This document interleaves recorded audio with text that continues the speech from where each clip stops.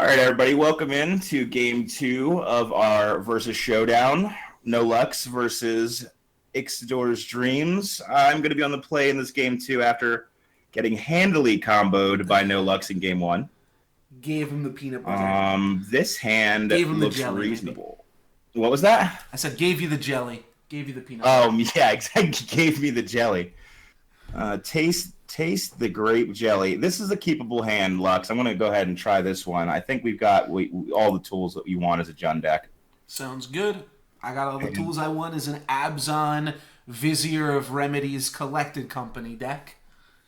That sounds like we might be in trouble then. Let's go see what these tools are. All right. Exactly. It's Abzan, Vizier of Remedies, and collected company. Jesus Christ, my opponent's on collected company. Another one of these guys? Yeah. All right, let's see. I do want to note here that we did say the first 2 games we're going to do unsideboarded, and then we're going to do 3 sideboarded games in a best-of-5 matchup. Accurate. So we're still deboarded for the purposes of this game too. Now we'll take the Vizier. Obviously, we can't take the CoCo. We'd love to. There's no point in trying to mana denial with the discard. Opponent showing 3 lands in his hand and a separate mana dork. So that's why Vizier is probably the correct choice. What do you think, Lux?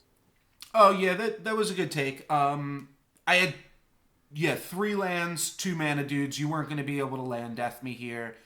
Taking one of the mana dudes, unless, you think Noble Hierarch's really awkward against you or something. I just don't see that being the case. Actually, Birds of Paradise might even be the most awkward one, potentially, with the flying ability, but... Yeah, of the bunch, I agree. That's going to be the one to give you the most trouble. I think here we just go ahead and run our Goyf out and start applying pressure because the Birds is not anything to worry about. He's not casting CoCo this following turn, so we can allow the mana dork to live in this spot. Seems solid. I did go ahead and play turn 1 Birds of Paradise in case my opponent did have a turn 2 Tarmogoyf or Scavenging Ooze is going to let us to fly in the air for 1 exalted damage. So that's just kind of a sequencing thing. It's case by case dependent, but a lot of times you lead with the bird and then you fling it in there with the Noble Hierarch. The only time that you don't do that is if you really need the black mana, you lead with the Noble Hierarch so that way they kill that and then you play the Birds of Paradise. We're fine on mana though here, like we said.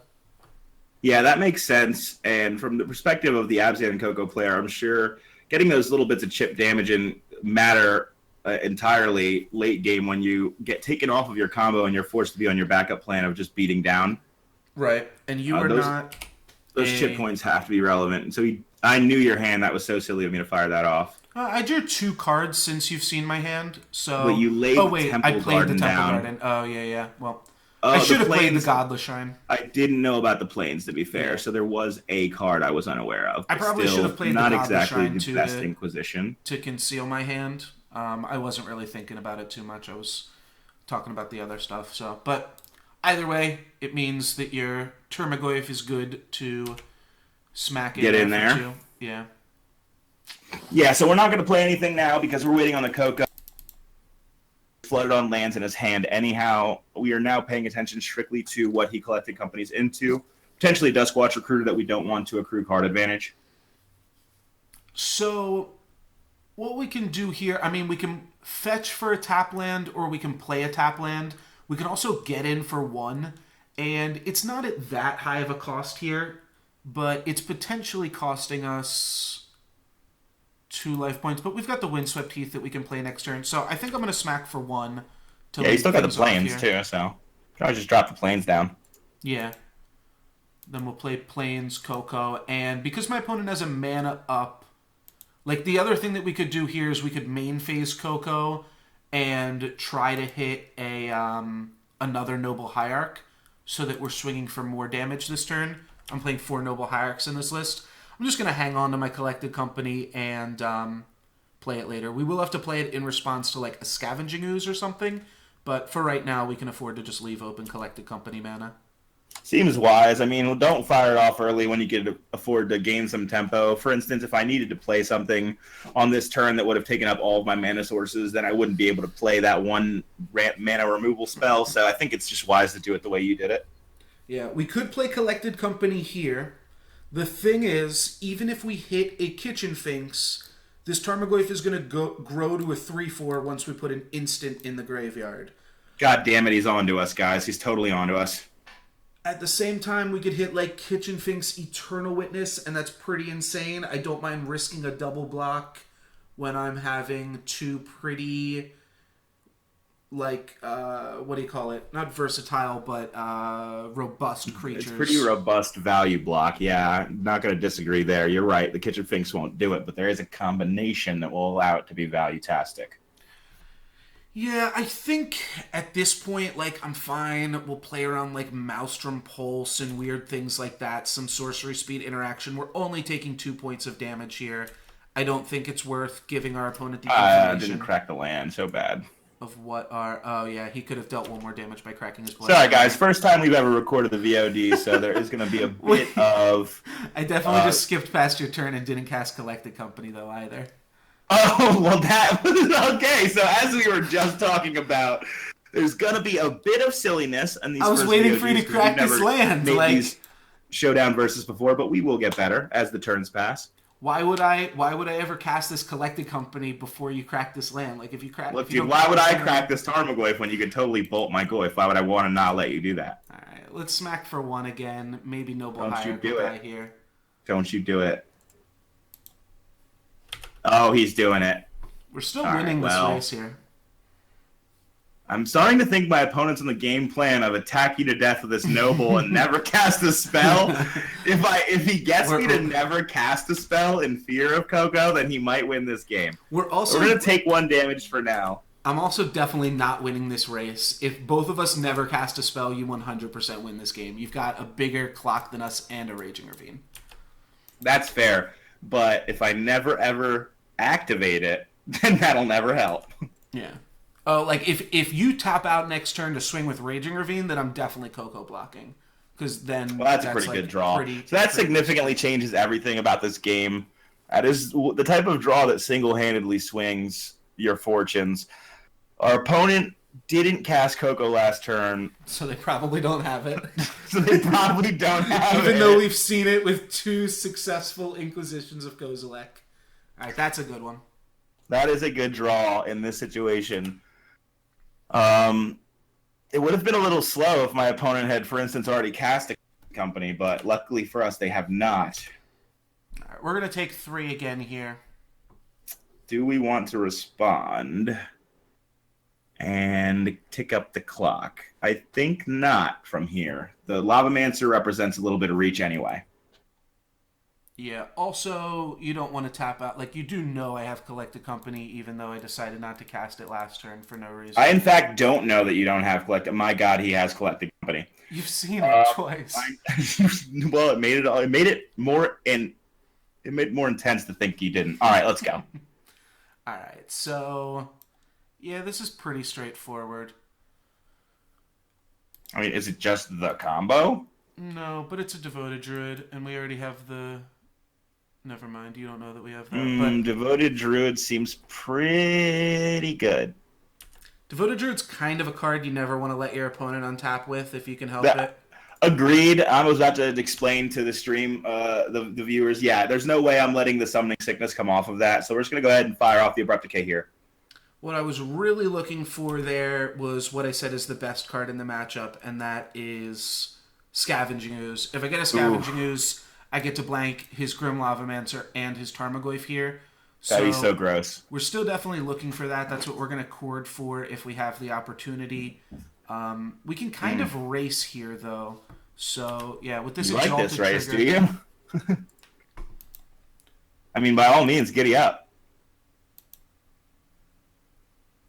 Yeah, I mean, we don't have too many other options. Kitchen Finks can't block Raging Ravine or Tarmogoyf here super successfully. We are interested in taking the damage. We can say giddy up to our opponent because we feel like we are going to win this race. So we allow the Kitchen Finks to deal the 4 damage.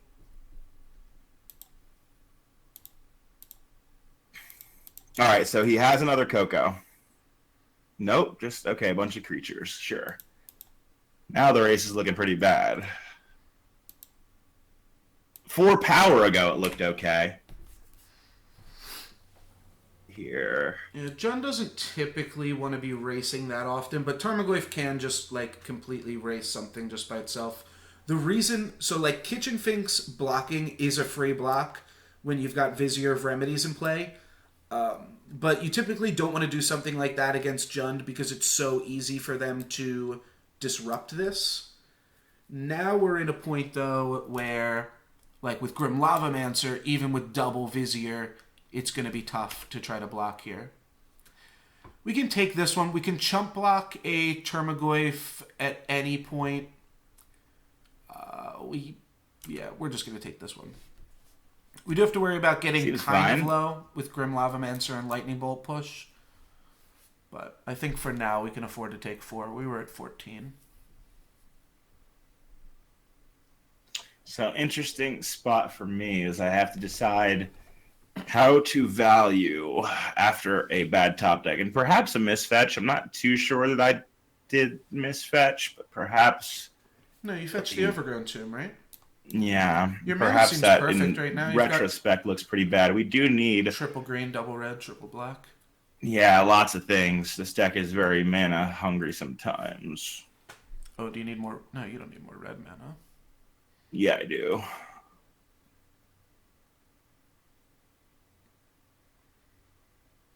Oh, you wanted to play Chandra and have Lava Man open? Gotcha.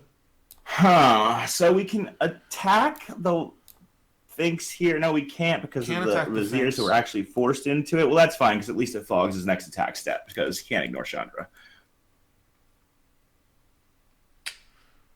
Yeah. Ignore Chandra and die. So essentially, you have to fog your next attack into the Chandra. Yeah, my opponent's Hellbent here, which is kind of interesting. If we just attack with Kitchen Finks, then we give him the option to trade Lavamancer for another Chandra activation, which is another card off the top of the deck. I do think Lavamancer is probably his best card. So we could just attack Chandra with Birds of Paradise here, and with the Exalted from Noble Hierarch, we're guaranteed to kill it. I think that's probably just better. The only reason that we wouldn't want to do that is if we want the Kitchen Finks back on defense, which, to be honest, I also kind of do. From this spot, I agree. You have to be worried about Raging Ravine animation kill you. Like draw red source kill you. So yeah, you kind of need the Finks on D. You could just chump, obviously, with the other mana dork that's available, but I'd almost rather Birds of Paradise to be able to chump block. But yeah, I mean, Noble's doing work right now. 1, 2, 3, 4, 5, 6, 7, 8. If we chump block with Birds of Paradise. All right, I'm going to attack Chandra with Kitchen Finks here. Okay, fog the Finks. That's fine. Yeah. All right, so that doesn't really get us anything.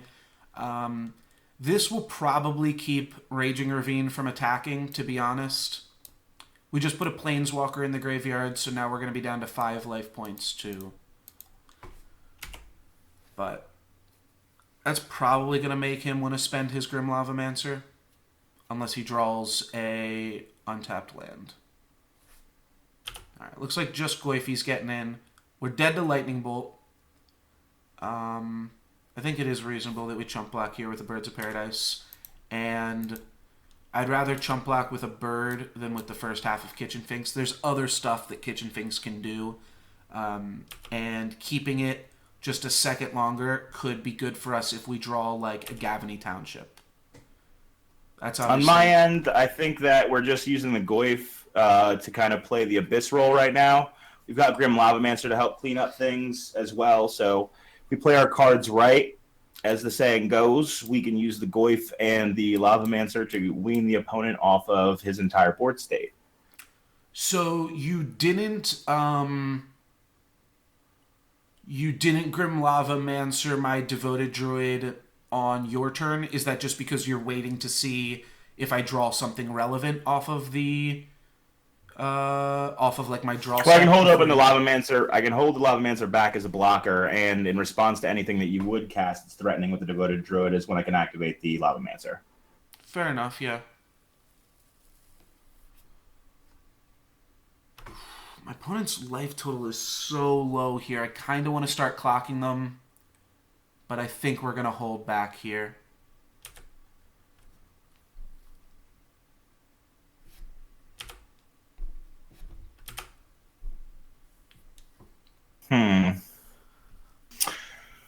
So I feel like if my opponent were to not attack in situations like this with a card draw off the top, having seen the low amount of tutor and search effects he has, I'm feeling like the read I would have is Court of Calling or Collected Company, which makes me think he's trying to initiate my Lavamancer activation and win in response, but at the rate he's at, he wouldn't have a mana sink. He would have Vizier as a part of that, unless he CoCo'd into specifically the mana sink plus the Vizier. I still think that we're unfortunately forced to play into that game because I cannot waste the activation, and I'm certainly not going to aim it elsewhere. Yeah. I don't think it's super likely that I won't be able to win the game in response here because I do need a main phase to cast my sorcery speed spells. I am going to try to hit Vizier Duskwatch Recruiter, even though I only have one Vizier left in the deck. Scavenging Ooze is also just the main thing that we're looking for. I probably should have kept open... Oh, that's awkward. I guess I should have raced. Awkward. Awkward indeed. I should have kept open more green mana so that I could have just eaten my opponent's entire graveyard here as well. I only left myself with 4 green mana open. All right, same plan as before. We're using the Tarmogoyf as the enchantment known as the Abyss. The opponent will sacrifice creature each turn, and the Lavamancer did a terrible job choosing cards from the graveyard. Just another excellent example of our top-notch VOD here. You took all both the sorceries. Yeah. That's correct. Yep. Whoopsie. Lowered the clock significantly. Yeah, well, I think that actually is a pretty big deal. It means I can afford to not block. I'm not dead to Lightning Bolt plus Lava Man here. If I take That's it, correct, you're not. I'm dead in 3 turns. I kind of like all of my Noble Hierarchs and this Kitchen Finks. This gives me a lot of live draws. I get to attack with my opponent can Lava Man plus kill spell the Kitchen Finks, at which point then I'm still swinging with some Tarmogoyfs of my own in these Noble Hierarchs. I'm going to keep my fetch land uncracked as well. Alrighty. So my opponent can kill Kitchen Finks in response to the Exalted triggers. I think we're both okay with that. Like, he kind of is... This is an awkward thing to Lava Mana Kitchen Finks as it's attacking. He doesn't know if I'm then going to just follow up with Gavany Township or what might happen.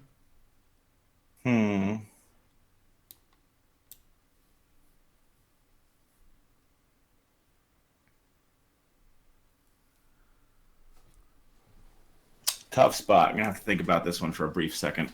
Yeah. So, obviously, as Lux mentioned, we could just Lava Man the Finks, but it puts us in an awkward spot, and we really want to use that 2 damage here. I have play. I think your play is... somewhat okay to just take it. I think you activate Raging Ravine and double block with Raging Ravine and Grim Lavamancer, and then activate Grim Lavamancer, exiling Chandra, and Lightning Bolt, targeting Lavamancer. That sounded like the worst possible line. But good job, Lux. If you got me to do it, like imagine I just started to do that chain of events. That would have been pretty hilarious. No. Seemed like a long shot. We've got to... like, so if you just drew... that's just it. That's a lot to ask.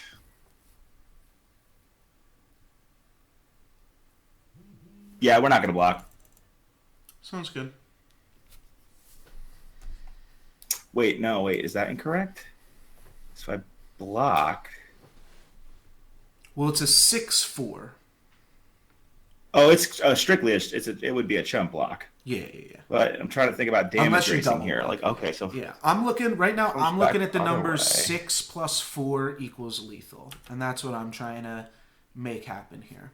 So we can put our opponent down to 4 here, which means a hit with Kitchen Finks with just one Noble Hierarch behind it is lethal, or a persisted Kitchen Finks with 2 Noble Hierarchs is lethal. No, this seems fine. We're taking 6. Okay.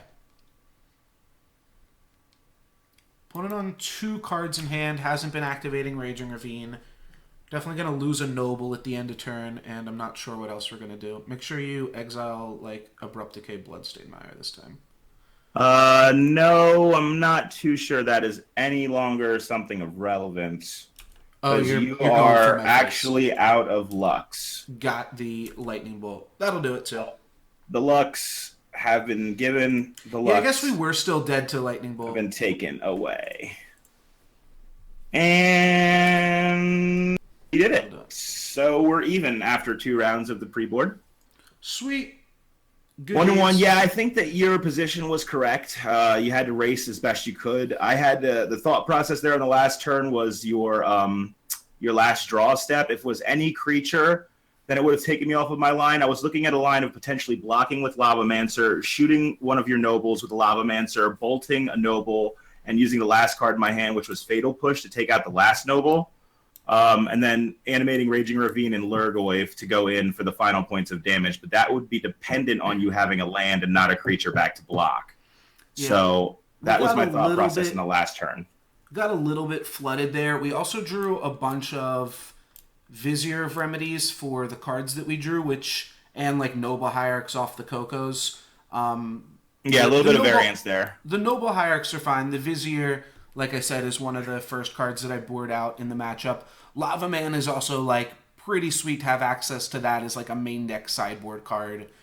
Yeah, that was such a like I said when I top decked it, I was like, this is pretty much the best possible top deck. So, but yeah, we'll be back next time shortly. Just stay tuned, and we'll have match 3 with our post board discussion and the post boarded games. Cool.